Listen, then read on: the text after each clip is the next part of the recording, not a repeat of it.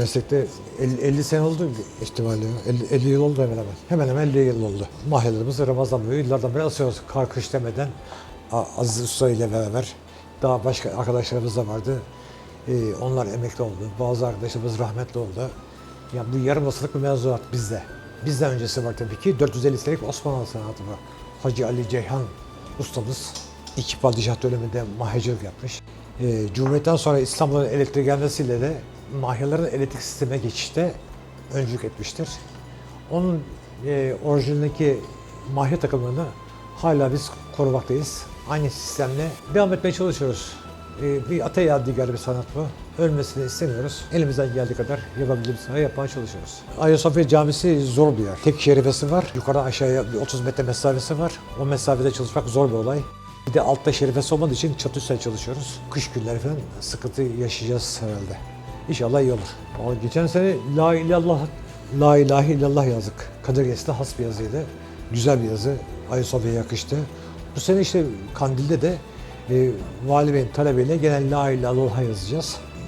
La ilahe illallah yazısına 162 adet ampul gidiyor. 8 tane de kırmızı harf gidiyor. Bu aksamlar var. İ harfleri noktaları olarak kırmızı işliyoruz. Yani 170 ampul gidiyor.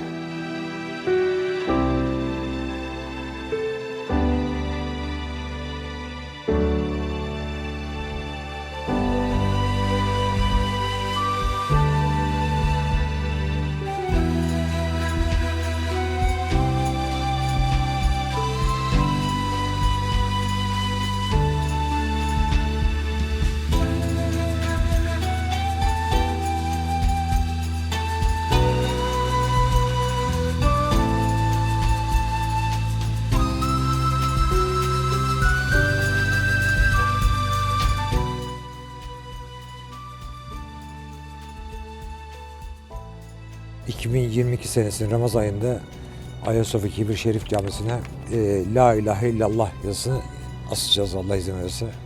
Ayasofya mahya asmak başlı başına bir zorluk yani Yani diğer camilere nazaran bir farklı. Diğer 3 camiye bedel bir yazı. Çünkü bunda şerife yok, alt şerife yok. Tek şerife burası.